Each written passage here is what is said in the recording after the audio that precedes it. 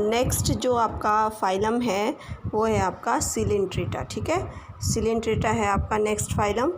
तो सिलेंट्रेटा के जो एनिमल हैं इनको क्या कहते हैं, इनको प्रवाल जंतु भी कहा जाता है, कोरल एनिमल भी कहा जाता है इनको। ठीक, तो इसी संघ को, सिलेंट्रेटा संघ को नीडेरिया संघ के नाम से भी जाना जाता है। और इस संघ के जंतु मुख्य रूप से समुद्री जल में पाए जाते हैं। कहाँ पाए जाते हैं? समुद्री जल में पाए जाते हैं। ठीक है, इनमें इन प्राणियों की संरचना धागे जैसी होती है। ठीक है, इन प्राणियों की संरचना कैसी होती है? धागे जैसी होती है।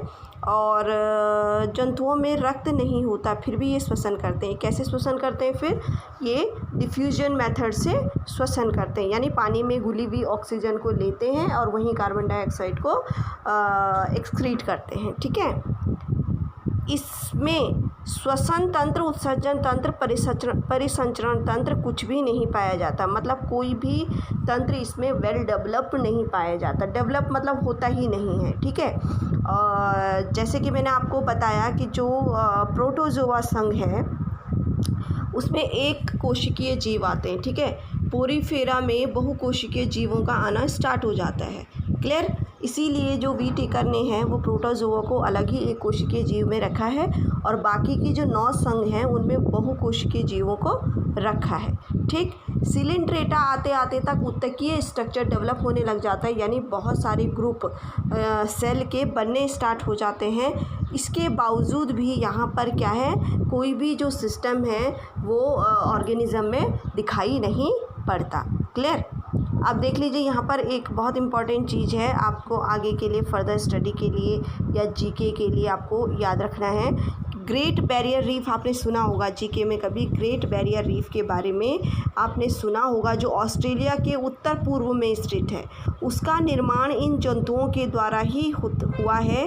ये जंतु कैल्शियम कार्बोनेट स्रावित करते हैं, उसी से इनका निर्माण हुआ है। ठीक है, जो ग्रेट बैरियर रीफ है ऑस्ट्रेलिया में, वहाँ पर उस जो रीफ का निर्माण होता है वो इन्हीं जंतुओं के कारण होता है। क्यों? क्योंकि ये कैल्शियम कार्बोनेट को सीक्रेट करते रहते हैं।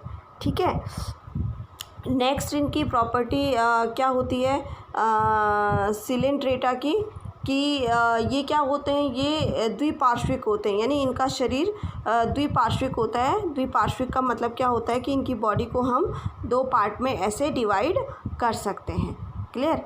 और इसके कुछ उदाहरण देख लीजिए, हाइड्रिया हैं, ओरेलिया हैं। ओरेलिया आपने सुना हो, जेलीफिश जिसका नाम कहा जाता है जेलीफिश। तो जेलीफिश एक्चुअली फ़िश नहीं है, बट वो क्या है, सिलेंट्रेटा का एनिमल है, एक जीव है। मूंगा जिसको बोलते हैं कोरल। ठीक है, तो मैं आपको दिखा लेती हूँ ग्रेट बैरियर रीफ जो है वो कहाँ पर है और कैसी दिखती है। क्लियर? ये देख लीजिए, ये जो डायग्राम है, ये जो पिक आपको दिखाई दे रही है, ये है ऑस्ट्रेलिया का ग्रेट बैरियर रीफ। ये इन कोरल एनिमल से ही मिलकर बनी होती है। ठीक है, तो ये समुद्र में पाए जाते हैं, यानी मेरीन वाटर में पाए जाते हैं ये एनिमल।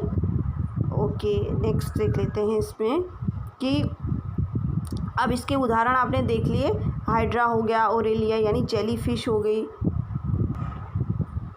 ये कुछ अन्य उदाहरण हैं इसके, ये देख लीजिए, ये कुछ अन्य उदाहरण हैं इसके, सी एनीमोन और कोरल। ठीक है, तो ये सिलेंट्रेटा संघ हो गया आपका। अब हम, ठीक है, हाइड्रा भी सिलेंट्रेटा का ही एग्जाम्पल है।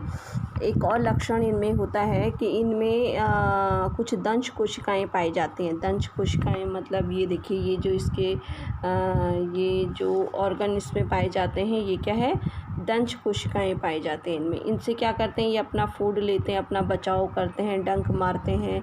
ठीक है, तो ये है दंश कोशिकाओं का मतलब दंश कोशिकाएँ भी इसमें प्रेजेंट होते हैं, किसमें, सिलेंट्रेटा संघ के एनिमल में।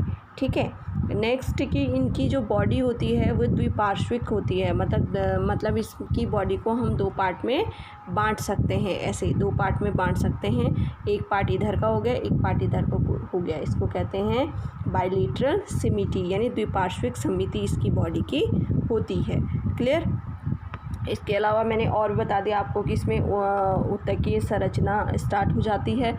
ठीक है, ये उत्तकीय संरचना स्टार्ट होने वाला पहला संघ है। क्लियर। अब आपने पोरीफेरा और सिलेंट्रेटा 2 संघ पढ़ लिए हैं, तो मतलब हम जितने भी संघ पहले पढ़ रहे हैं इसका मतलब ये उतना ही पुराना है। क्लियर। ये चरणबद्ध तरीके से हैं, ये डेवलपमेंट के तरीके से हैं कि एनिमल किस तरह से इनमें विकास हो रहा है। क्लियर।